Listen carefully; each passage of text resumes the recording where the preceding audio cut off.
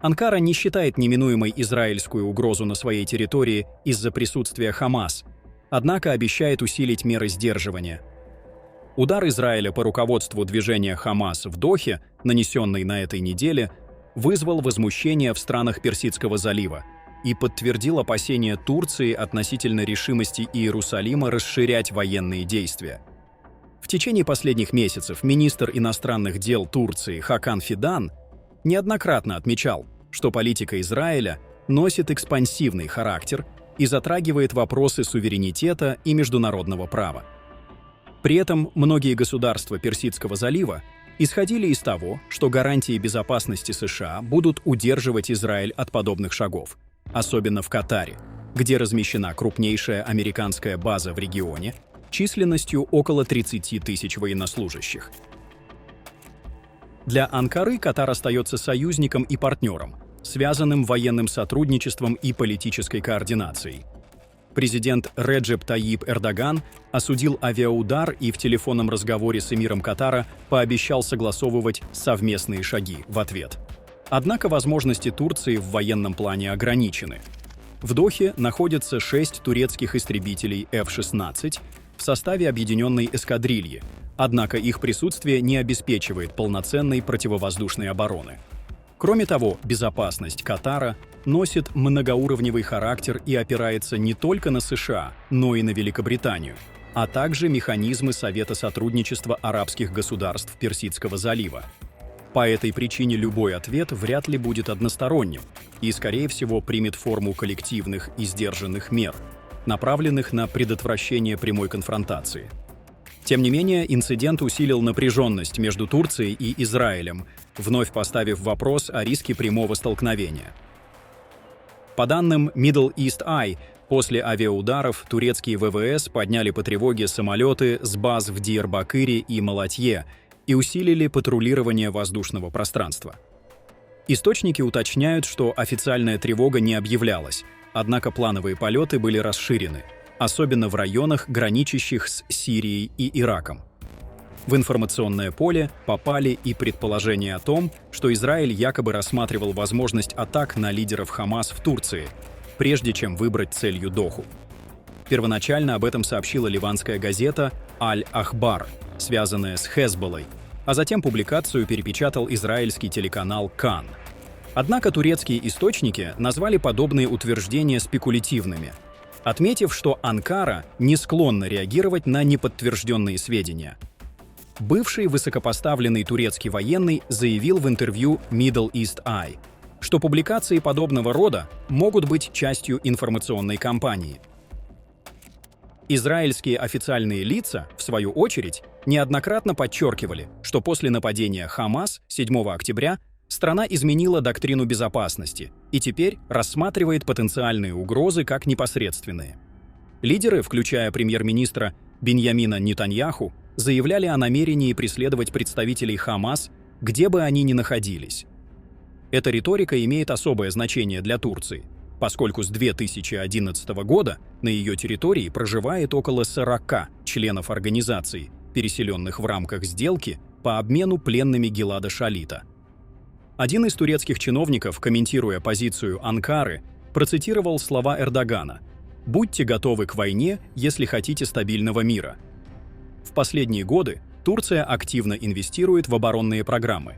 В частности, развиваются системы противовоздушной обороны «Сипер» с радиусом действия до 150 километров, а также создается новая линейка радаров и средств радиоэлектронной борьбы под брендом «Стальной купол». Компания Aselsan подписала с правительством соглашение на сумму $1 миллиард 900 миллионов о поставках ПВО до 2031 года, а по всей стране началось строительство бомбоубежищ. Однако уязвимости остаются. Парк истребителей F-16 устаревает, а переговоры о возвращении в программу F-35 зашли в тупик. Анкара ускоряет разработку собственных платформ. В этот список входит истребитель 5-го поколения Каан, который ожидается к 2030 году, и беспилотный ударный аппарат Кизил-Элма. Официальные лица признают, одной лишь противовоздушной обороны недостаточно для нейтрализации современных возможностей Израиля. особенно с учетом наличия у него F-35, рассчитанных на обход систем обнаружения. При этом турецкие аналитики подчеркивают, любое нарушение воздушного пространства Турции будет встречено жестким ответом. Мы были первой страной НАТО, сбившей российский самолет со времен Холодной войны. Если понадобится, можем стать и первыми, кто собьет F-35, заявил источник, близкий к военному ведомству. Помимо авиационных рисков, в Анкаре учитывают и возможность покушений на представителей Хамас на территории Турции. В последние годы турецкая разведка неоднократно пресекала работу сетей, отслеживающих палестинцев. Опыт борьбы с тайными операциями России и Ирана выявил уязвимости, однако, по утверждению официальных лиц, потенциал контрразведки был существенно усилен. Израиль не станет совершать убийств в Турции. Это страна НАТО и может стать серьезной проблемой для Иерусалима, отмечал ранее бывший израильский чиновник Эран Лерман. Параллельно Анкара продолжает усиливать дипломатическое и экономическое давление. В прошлом году Турция приостановила торговлю с Израилем, поддержала иск ЮАР в Международном суде по обвинению в так называемом геноциде в Газе и призвала ограничить членство Израиля в ООН. В этом году последовали дополнительные шаги в судоходной сфере. Израильским и связанным с Израилем судам запрещен заход в турецкие порты. Таким образом, события в Дохе стали фактором, который еще больше осложнил и без того напряженные отношения между Анкарой и Иерусалимом. Турция старается сочетать выражение солидарности с Катаром с укреплением собственных оборонных возможностей, при этом избегая прямой эскалации. Для Анкары стратегия «готовиться к войне ради мира» остается ключевой формулой, как в военной, так и в дипломатической плоскости. Газета «Вашингтон-Пост» сообщила, что авиаудар по лидерам Хамас в Катаре выявил серьезные разногласия внутри израильских силовых структур. По данным издания, директор Моссада Давид Барнеа выступил против проведения операции в Дохе, предупреждая, что покушение осложнит отношения с Катаром, играющим ключевую роль в переговорах о прекращении огня. Схожую позицию занял глава Цахала Эяль Замир, указывавший на крайне неудачный момент для атаки. Представители служб безопасности подчеркивали необходимость продолжения переговоров и отмечали, что лидеры Хамас могут стать целью в будущем, через год или даже несколько лет, но не в период деликатных дипломатических контактов.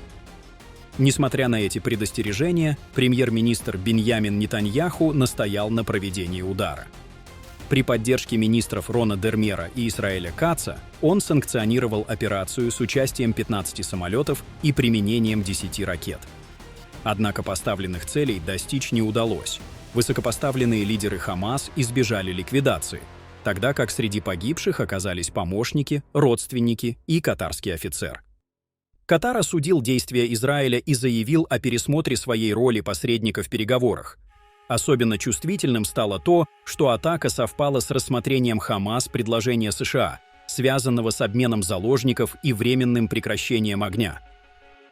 По оценке Вашингтон-Пост, инцидент показал углубляющиеся разногласия между политическим руководством и силовыми ведомствами Израиля. В то время как спецслужбы и армия настаивали на сохранении дипломатического процесса, премьер продемонстрировал готовность к эскалации и нежелание ждать дипломатических результатов, что может указывать на дальнейшее ужесточение линии вплоть до масштабной операции в Газе. Пишите свое мнение в комментариях и подписывайтесь на наш канал Reg News. Чтобы быть в курсе самых важных и актуальных новостей мира и Ближнего Востока, а также получать инсайдерскую информацию из первых рук.